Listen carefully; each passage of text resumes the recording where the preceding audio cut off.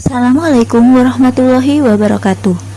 Kami dari kelompok 6 akan menjelaskan tentang dasar-dasar intelijen bisnis, yaitu database dan manajemen informasi. Sebelum masuk ke materi, perkenalkan anggota kelompok kami ada Alfiatul Zumro, Putri Ayu Asari, Nur Azizah, dan Lailatul Maghfirah. Perkenalkan, saya Nur Azizah, NIM 1820103031.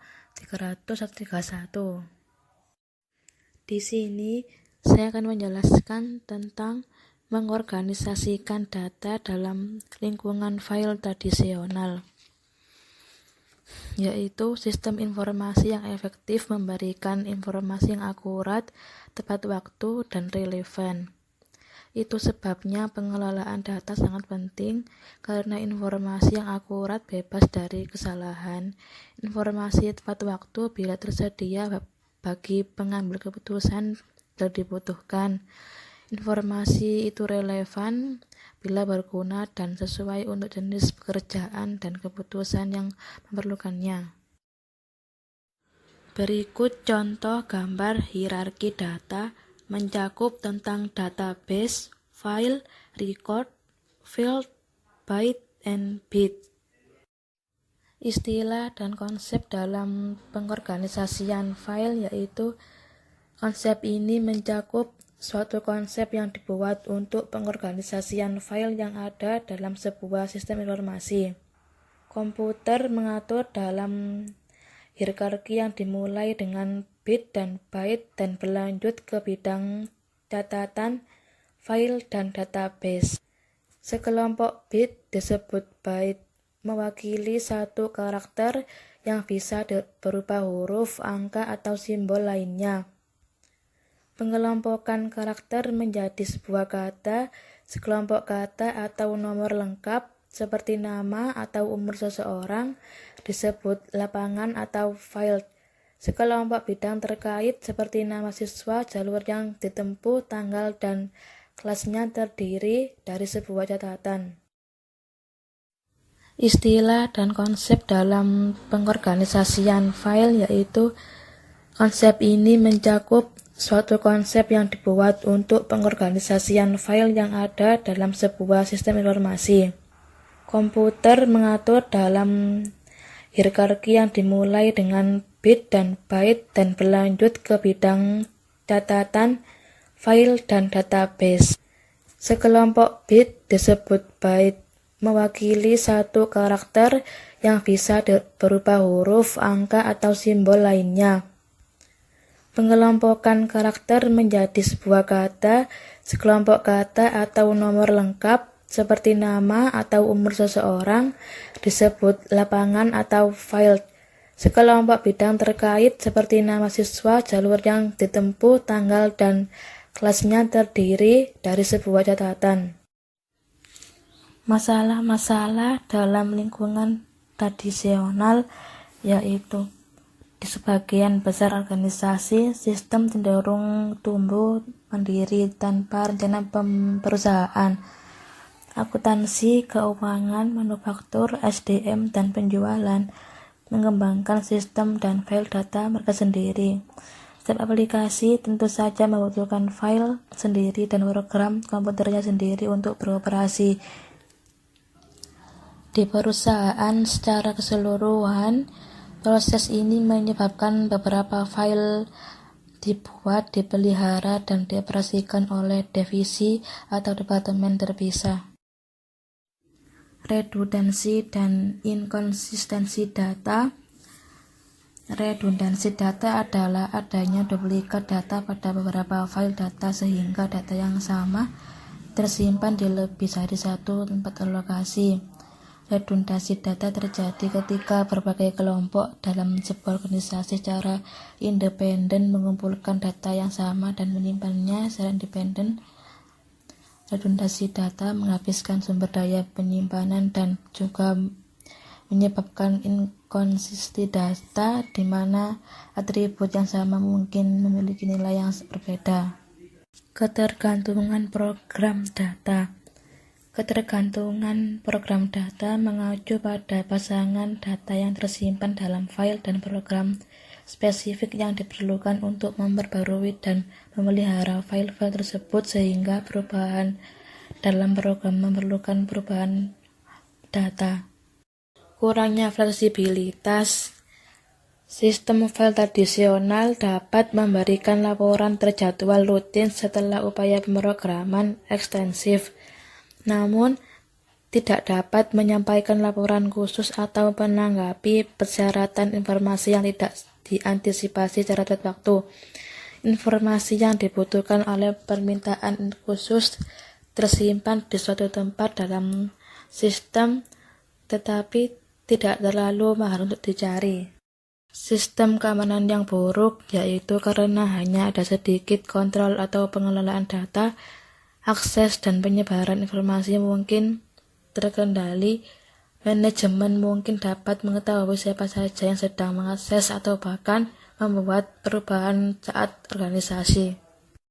Kurangnya ketersediaan dan pendistribusian data. Informasi tidak dapat mengalir dengan bebas melintasi area fungsional yang berbeda atau bagian organisasi yang berbeda.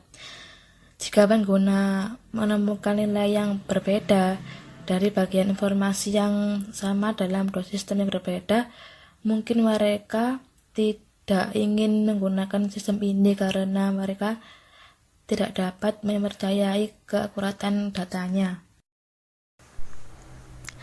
Nama saya Putri Ayu Asari, NIM 126. Saya akan menjelaskan tentang materi selanjutnya, yaitu Sistem Manajemen Database.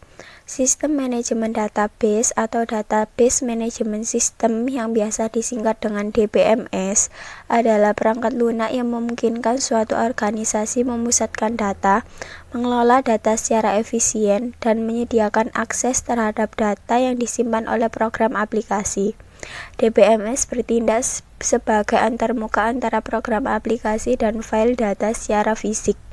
Ketika program aplikasi meminta sesuatu di item data seperti gaji bruto, DBMS akan menemukan item data tersebut pada database dan menampilkannya lewat program aplikasi. DBMS meringankan pekerjaan pemrogram dan pengguna dengan cara memahami di mana dan bagaimana suatu data disimpan dengan memberikan tampilan terpisah pada data fisik dan data logis. Tampilan data logis atau logical view menampilkan data sesuai apa yang diharapkan atau dibayangkan oleh pengguna akhir ataupun spesialis bisnis.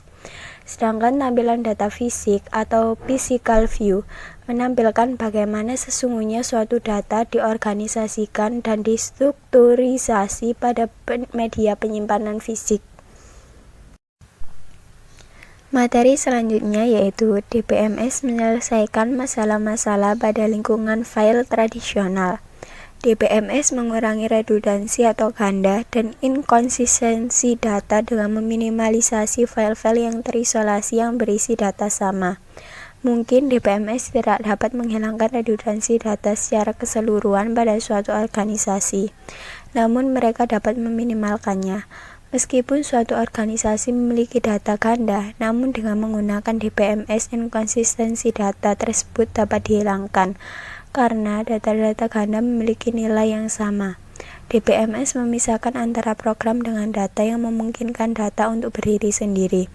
Akses dan ketersediaan informasi akan meningkat serta biaya pengembangan dan pemeliharaan program akan menurun karena pengguna dan program dapat melakukan pekerjaan-pekerjaan khusus sesuai permintaan pada database tersebut. DBMS memungkinkan organisasi untuk mengelola, menggunakan, dan mengamankan data secara terpusat. Nah, di bawah ini ada gambar mengenai database sumber daya manusia dengan berbagai bentuk tampilan. Database sumber daya manusia terdiri dari nomor induk karyawan, nama, nomor jaminan sosial, posisi, tanggal perekrutan, gaji bruto, gaji neto, asuransi jiwa, tunjangan pensiun, jaminan kesehatan. Ke sistem manajemen database. Nah, sistem manajemen database ini dibagi menjadi dua, yaitu yang pertama tampilan tunjangan yang terdiri dari nama, nomor jaminan sosial, jaminan kesehatan. Yang kedua, tampilan penggajian, terdiri dari nama, nomor jaminan sosial, gaji bruto, dan gaji neto. DBMS relasional. DBMS relasional menampilkan data menjadi tabel dua dimensi yang disebut relasi. Tabel dapat juga dianggap sebagai file. Setiap tabel berisi data pada sebuah entitas berikut atributnya. Microsoft DBMS relasional untuk sistem PC, di mana DB2 Oracle Database dan Microsoft SQL Server adalah DBMS relasional untuk komputer berukuran sedang maupun besar, seperti mainframe. MySQL adalah DBMS open source yang terkenal, sedangkan Oracle Database Lite adalah DBMS untuk perangkat komputasi mobile. Database tersebut memiliki tabel yang terpisah untuk entitas pemasok dan sebuah tabel untuk entitas barang. Suatu tabel terdiri atas deretan kolom dan barisan data. Setiap elemen individu pada data untuk setiap entitas disimpan sebagai file yang terpisah, dan setiap file mewakili suatu atribut untuk entitas tersebut. File pada database relasional disebut juga kolom. Untuk entitas pemasok, nomor identifikasi pemasok, nama jalan, kota, negara, dan kode pos disimpan sebagai file-file yang terpisah di dalam tabel pemasok, dan setiap file mewakili satu atribut untuk satu entitas pemasok. Informasi aktual atau lengkap mengenai seorang pemasok yang berbaris panjang pada suatu tabel disebut baris. Baris juga disebut sebagai rekod karena mewakili satu informasi lengkap mengenai seseorang, atau dalam istilah yang sangat teknis disebut tuple. Data untuk entitas suku cadang memiliki tabel terpisah yang tersendiri. Nah, di sini ada contoh tabel database relasional. Pemasok yang terdiri dari kolom atau atribut files, baris atau record tables, file kunci atau kunci primer. Suku cadang terdiri dari kunci primer dan kunci asing. Operasi DBMS relasional. Dalam database relasional, 3 operasi dasar digunakan untuk mengembangkan serangkaian data yang sangat berguna, yaitu select, join, dan project. Operasi select menampilkan suatu bagian yang berisi seluruh rekaman pada suatu file berdasarkan kriteria yang ditentukan. Sebagai contoh, kita ingin menampilkan rekod atau baris pada tabel suku cadang di mana nomor suku cadangnya adalah 137 atau 150. Operasi join mengombinasikan tabel-tabel yang memiliki keterkaitan untuk menyediakan informasi yang lebih lengkap kepada pengguna ketimbang satu tabel saja. Dalam contoh, kita ingin menggabungkan bagian tabel suku cadang dan tabel pemasok yang telah diringkas sementara, atau di mana hanya suku cadang dengan nomor suku cadang 137 atau 150 saja yang akan ditampilkan ke dalam satu tabel baru. Operasi project menampilkan kolom-kolom dari suatu tabel berdasarkan kriteria tertentu yang memungkinkan pengguna untuk menampilkan tabel baru yang berisi informasi-informasi yang betul-betul diperlukan. Contohnya, kita ingin mengutip dari tabel baru tersebut kolom-kolom tertentu sebagai berikut: nomor suku cadang, nama suku cadang, nomor pemasok, dan nama pemasok. Nah, ini adalah gambar 3 operasi dasar pada DBMS relasional yang sudah saya jelaskan di materi sebelumnya tadi, yang terdiri dari operasi select, join, dan project. Materi selanjutnya yaitu database non-relasional dan database pada sistem cloud computing. Sistem manajemen database non-relasional menggunakan model data yang lebih fleksibel dan dirancang untuk mengelola data berukuran besar yang didistribusikan pada banyak perangkat serta mempermudah dalam meningkatkan atau menurunkan skalabilitas. Sistem ini sangat berguna untuk menangani permintaan data sederhana pada data terstruktur maupun yang tidak memiliki volume besar, seperti web, media sosial, grafis, dan bentuk-bentuk data lainnya yang sulit dianalisis menggunakan perangkat tradisional berbasis SQL. Ada beberapa jenis database NoSQL. Masing-masing memiliki fitur teknis dan perlakuan yang berbeda. Database Oracle NoSQL, salah satu contoh diantaranya adalah SimpleDB buatan Amazon, salah satu layanan web yang beroperasi pada sistem cloud computing. SimpleDB menyediakan layanan web dengan tampilan yang mudah dipahami untuk menciptakan dan menyimpan rangkaian data, menganalisis data dengan mudah, dan mengembalikan hasilnya. Tidak perlu mendefinisikan terlebih dahulu ke dalam database struktur formal atau mengubah definisi apabila ada data baru yang masuk. Kapabilitas Sistem Manajemen Database. DBMS memiliki kapabilitas definisi data untuk menspesifikasikan struktur konten database. Definisi data digunakan untuk membuat tabel database dan untuk mendefinisikan karakteristik file pada setiap tabel. Informasi tentang database ini akan didokumentasikan dalam kamus data. Kamus data adalah file manual ataupun otomatis yang menyimpan definisi-definisi elemen data beserta karakteristiknya. Microsoft Access memiliki kemampuan kamus data yang belum sempurna, yang menampilkan informasi seperti nama, deskripsi, ukuran, tipe, format, dan properti lainnya pada tiap file pada sebuah tabel. Kamus data bagi database perusahaan besar dapat menangkap informasi tambahan seperti penggunaan, kepemilikan siapa di organisasi tersebut bertanggung jawab untuk mengelola data, otorisasi, keamanan, dan individual fungsi-fungsi bisnis, program, serta laporan yang menggunakan masing-masing elemen data. Materi selanjutnya yaitu meminta data dan melaporkan. Sebagian besar DBMS memiliki bahasa tersendiri yang disebut bahasa manipulasi data atau data manipulation language yang digunakan untuk menambah, mengubah, menghapus, dan mengambil data pada database. Bahasa ini mengandung perintah yang memungkinkan pengguna dan spesialis pemrograman untuk mengekstrak atau menyaring data dari database untuk memenuhi kebutuhan informasi dan mengembangkan aplikasi. Bahasa manipulasi data yang paling mutakhir saat ini adalah Structured Query Language atau SQL. Pengguna DBMS pada komputer berukuran besar dan sedang seperti DB2, Oracle, dan SQL Server akan menggunakan SQL untuk memperoleh informasi yang dibutuhkan dari database mereka. Microsoft Access juga menggunakan SQL, tetapi ia memiliki perangkat tersendiri untuk meminta informasi dari data database, serta mengorganisasikan data dari database menjadi laporan yang lebih rapi. Selanjutnya yaitu merancang database. Untuk merancang database, maka harus memahami hubungan antar data, jenis data yang dikelola pada database, bagaimana data tersebut akan digunakan, serta bagaimana organisasi perlu diubah untuk mengelola data dari perspektif lengkap seluruh perusahaan. Database memerlukan rancangan konsep maupun fisik.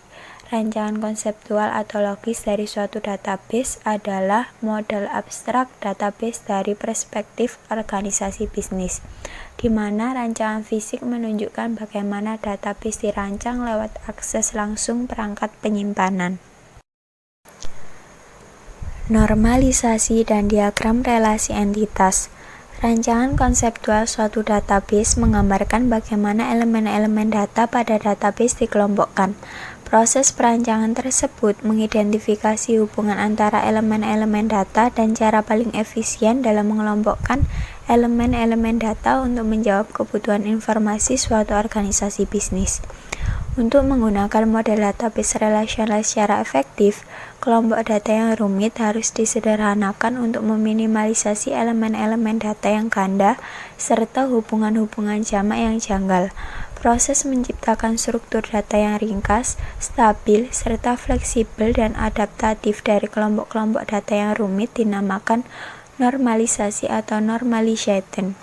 Perancang database mendokumentasikan model datanya dengan sebuah diagram relasi entitas atau Entity Relationship Diagram, seperti yang diilustrasikan pada gambar 6.9.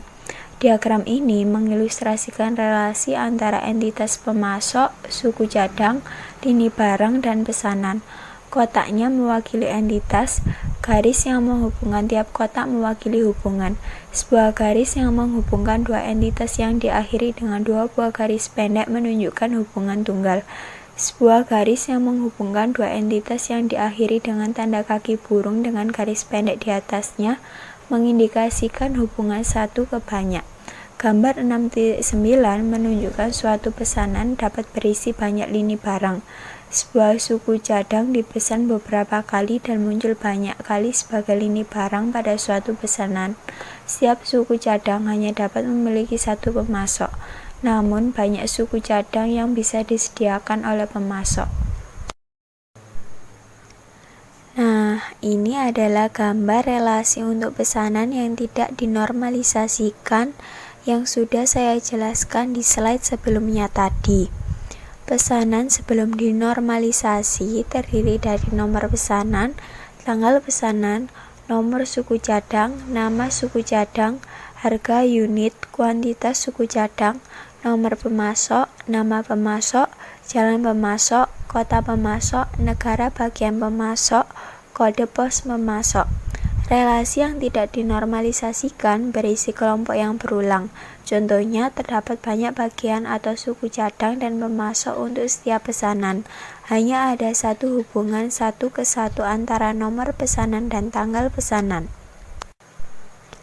Gambar 6.9 merupakan diagram relasi entitas. Diagram ini menunjukkan hubungan antar entitas pemasok, suku cadang, lini barang, dan pesanan yang mungkin digunakan untuk memodelkan database. Perkenalkan, nama saya Alfiatus NIM 91. Saya akan menjelaskan tentang manfaat database untuk meningkatkan kinerja bisnis dan pengambilan keputusan. Yang pertama yaitu tantangan dalam menangani besarnya volume data. Sebagian besar data dikumpulkan oleh organisasi yang terdiri atas data transaksi. Sejak saat itu, ada lonjakan data dari lalu lintas web, pesan surel, dan konten media sosial. Demikian juga dari data yang dihasilkan dari mesin seperti sensor atau yang digunakan pada smart meter, sensor pabrik, dan meteran elektrik atau dari sistem transaksi elektronis. Data-data ini mungkin tidak memiliki struktur atau sedikit terstruktur dan juga tidak sesuai dengan produk DBMS rasional yang mengorganisasikan data ke dalam bentuk kolom dan baris, sehingga rangkaian data dengan volume besar yang melampaui kemauan DBMS dalam mengelola, menyimpan, dan menganalisis data. Infrastruktur intelijen bisnis.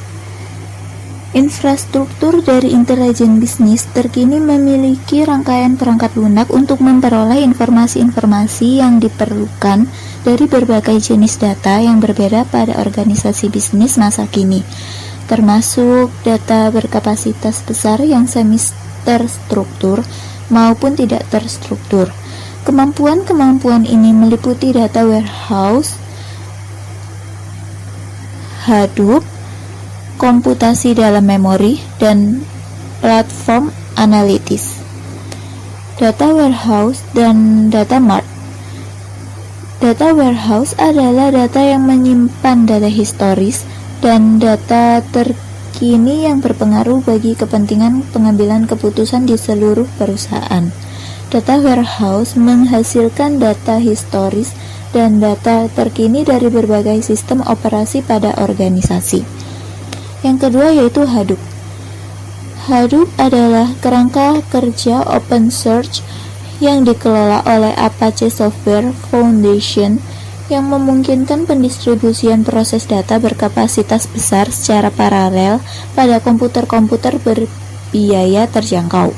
Hadoop memecah masalah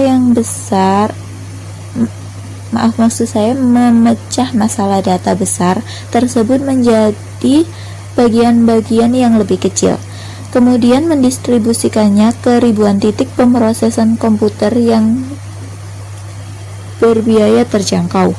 lalu mengkombinasikan hasilnya menjadi rangkaian data yang lebih kecil untuk mempermudah proses analisis. Komputasi dalam memori. Cara lainnya untuk memfasilitasi analisis data yang besar adalah dengan menggunakan komputasi dalam memori atau in-memory computing, yang sangat mengandalkan pada memori utama dan komputer untuk data penyimpanan. DBMS yang konvensional menggunakan sistem penyimpanan disk. Para pengguna akan mengakses data yang disimpan dalam memori sistem utama. Dengan demikian, dapat menghasilkan kemacetan dari mengambil dan membaca data dalam suatu database tradisional berdasarkan pada disk, dan secara dramatis akan mempersingkat waktu tunggu atas permintaan. Platform analitis.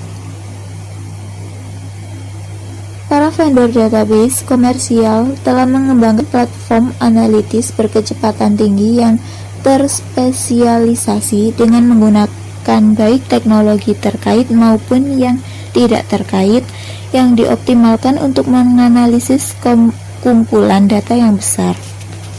Pemrosesan analitis online atau OLAP. OLAP mendukung analisis data yang multidimensional, yang memungkinkan bagi para pengguna untuk melihat data yang sama dalam cara-cara yang berbeda dengan menggunakan banyak dimensi. Masing-masing aspek dari informasi produk, penetapan harga, biaya, wilayah, atau periode waktu mewakili dimensi yang berbeda, sehingga seorang manajer produk akan menggunakan alat bantu analisis data multidimensional untuk mempelajari beberapa banyak cincin penutup yang terjual pada usaha mereka. Data mining. Data mining memberikan pengawasan pada korporat. Data yang dapat diperoleh dengan OLAP dengan menemukan pola yang tersembunyi serta hubungan dalam database yang besar, dan aturan menarik kesimpulan dari mereka untuk memprediksi perilaku pada masa yang akan datang. Tipe dari informasi yang dapat diperoleh dari data mining meliputi asosiasi, dalam sekuen, klasifikasi, pengklasteran, dan peramalan. Asosiasi merupakan kejadian yang dikaitkan dengan suatu peristiwa tunggal. Sebagai contoh, penelitian mengenai pola pembelian di supermarket akan mengungkapkan bahwa ketika keripik jagung dibeli, maka minuman cola akan dibeli sebanyak 65%. Tetapi ketika terdapat promosi, maka cola yang dibeli meningkat menjadi 85%. Dalam sekuen, maka peristiwa-peristiwa akan dikaitkan berdasarkan waktu. Kita dapat menemukan contohnya. Jika sebuah rumah dibeli, terdapat 65% kemungkinan sebuah kulkas baru akan dibeli juga dalam 2 minggu. Dan 45% kemungkinan sebuah oven akan dibeli dalam waktu sebulan setelah rumah itu dibeli. Klasifikasi membahas pola-pola yang menggambarkan kelompok yang mana suatu barang yang dimiliki dengan memeriksa barang yang ada, yang telah diklasifikasikan, dan dengan menarik kesimpulan dari serangkaian aturan. Pengklasteran bekerja dengan cara yang sama seperti klasifikasi ketika tidak ada kelompok yang masih belum didefinisikan. Alat bantu data mining dapat menemukan pengkelompokan yang berbeda di dalam data, seperti misalnya menemukan daya tarik kelompok atas kartu bank, atau membagi suatu database ke dalam kelompok-kelompok dari para pelanggan yang didasarkan pada demografis dan tipe dari investasi pribadi. Yang terakhir yaitu peramalan. Meskipun penerapan tersebut melibatkan prediksi, tetapi peramalan menggunakan prediksi dalam cara yang berbeda. Peramalan menggunakan serangkaian nilai yang ada untuk meramalkan beberapa besar dari nilai lainnya. Sebagai contoh, peramalan akan menemukan pola-pola dalam data untuk membantu para manajer dalam mengestimasi nilai masa mendatang dari variabel-variabel yang terus-menerus seperti angka penjualan. Text mining dan web mining. Text mining untuk menganalisis transkrip dari panggilan kepada pusat layanan pelanggan untuk mengidentifikasi layanan utama dan menyelesaikan masalah atau untuk mengukur pendapat pelanggan mengenai perusahaan. Web mining untuk membantu mereka dalam memahami perilaku konsumen, melakukan evaluasi atas keefektifan situs web tertentu, atau kuantitas dari keberhasilan suatu kampanye pemasaran. Database dan web. Database adalah kumpulan data yang disimpan secara sistematis di dalam komputer yang dapat diolah atau dimanipulasi menggunakan perangkat lunak atau program aplikasi untuk menghasilkan informasi. Web adalah sumber utama lainnya dari data besar yang tidak berstruktur untuk mengungkapkan pola, kecenderungan, dan wawasan dalam perilaku konsumen. Database dan web. Gambar pada slide berikut ini mengilustrasikan bagaimana pelanggan mengakses database internal dari retail tersebut melalui web. Pengguna mengakses situs web retail melalui internet dengan menggunakan perangkat lunak browser web pada komputer kliennya. Perangkat lunak browser web akan meminta data dari database organisasi dengan menggunakan perintah HTML untuk berkomunikasi dengan server web. Karena banyak database backend tidak dapat menerjemahkan perintah tertulis dalam HTML, maka server web mengirimkan permintaan data ini kepada perangkat lunak yang menerjemahkan perintah HTML menjadi SQL sehingga perintah dapat diproses dengan DBMS yang bekerja sama dengan database tersebut. Dalam lingkungan klien atau server, DBMS disimpan pada komputer khusus yang disebut server database. DBMS menerima permintaan SQL dan menyediakan data yang diperlukan. Middleware akan memindahkan informasi dari database internal organisasi kembali kepada server web untuk dikirimkan dalam bentuk laman web kepada penggunanya. Kita akan membahas materi yang keempat atau materi yang terakhir adalah mengelola sumber data. Materi yang akan saya bahas adalah menetapkan kebijakan informasi. Yang pertama, saya akan membahas tentang kebijakan informasi. Kebijakan informasi adalah aturan organisasi dalam hal pembagian, penyebaran, perolehan, standarisasi, klasifikasi, dan penyimpanan informasi. Contohnya adalah kebijakan informasi umumnya yang menetapkan hanya para anggota terpilih dari Departemen Pengkajian dan Sumber Daya Manusia yang memiliki hak untuk mengubah dan melihat data karyawan yang sensitif.